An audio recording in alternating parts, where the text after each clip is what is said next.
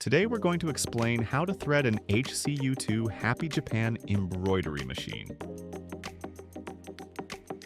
The first step is to identify which cone you're going to use. In this case, it's cone number 1. On your machine, in the center area, there is a small diagram that shows the position where each thread should go, numbered according to the needle. In this case, I'm going to place the white thread on the first one indicated here, which is thread number 1. Okay, so I already know that I'm going to follow the sequence until I reach needle number 1. All threads, once you place them, should be positioned and guided straight up at a 90-degree angle.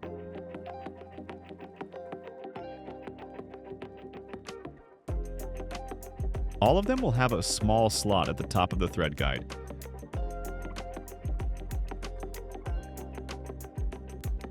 Once you identify that little slot, you'll insert the thread from back to front, grab it at the front, and follow the sequence. Remembering that this is thread number 1, so you will also enter plastic tube number 1. We're going to insert it through this tube and pull it out here.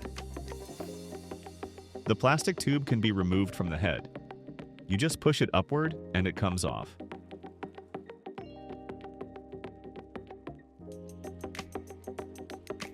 One option to insert the thread easily through this tube is to use a needle. It's very practical.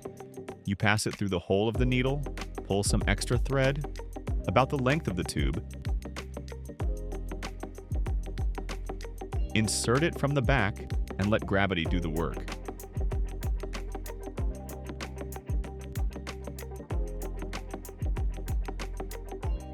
Once the thread passes through, put the tube back in the position where it was. The tube has this small channel. We press it in and it locks into place. All the tensioners the thread passes through follow a sequence. This is 1, 2, 3, 4, and so on. Once you insert the thread into the needle path, if you drop the thread straight down, it will show you the steps it needs to enter. In this case, it will enter here first, then here, and finally here. Then it will come down here. These metal tabs at the top can be lifted on both sides so you can capture the thread. Their only function is to keep the thread from moving around too much. Once you've placed it, you'll pass it on the left side of the pin and enter these small washers. If you notice, they open. The thread must pass exactly between them, so both plates apply the pressure needed to form the machine's tension. Once the thread is between the tension discs,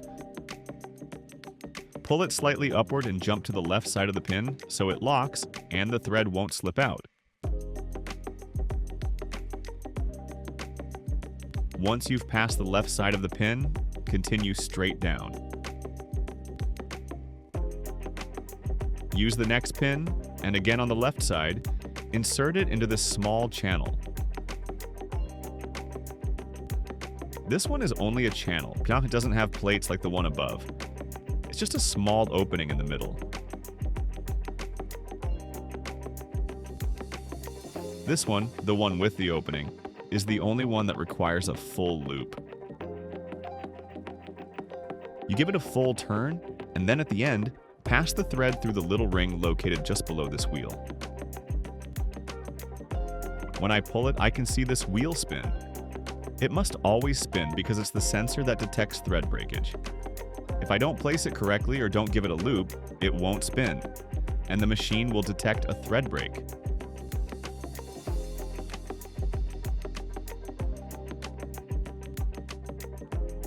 Once the thread is placed through all the required openings, follow the guide straight down again.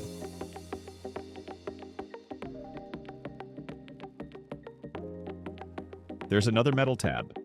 Lift it in the opposite direction, capture the thread, and bring it down through the plastic groove. Enter here, and at the bottom, continue following the groove on the right side.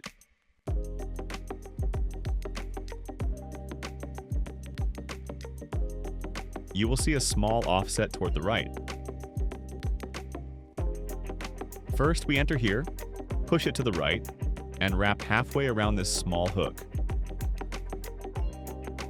Return through the same groove and now insert it from right to left through the take-up lever. Insert it from right to left.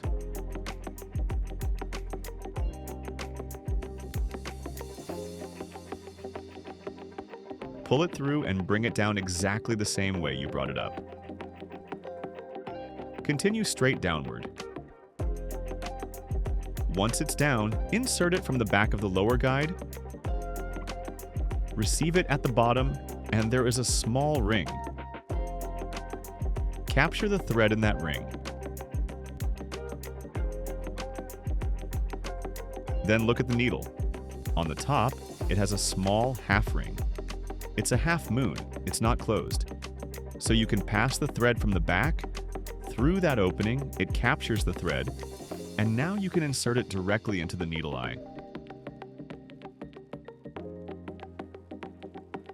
At the same time, make sure the thread passes between the presser foot. Okay, once the thread is passed through all these openings, you can lift it. And the function of this spring is simply to capture the thread. You can cut the excess and it is now ready to start working. Just like you do with this first thread line, you will do the same with all the others. Just follow the sequence shown by the cones at the back.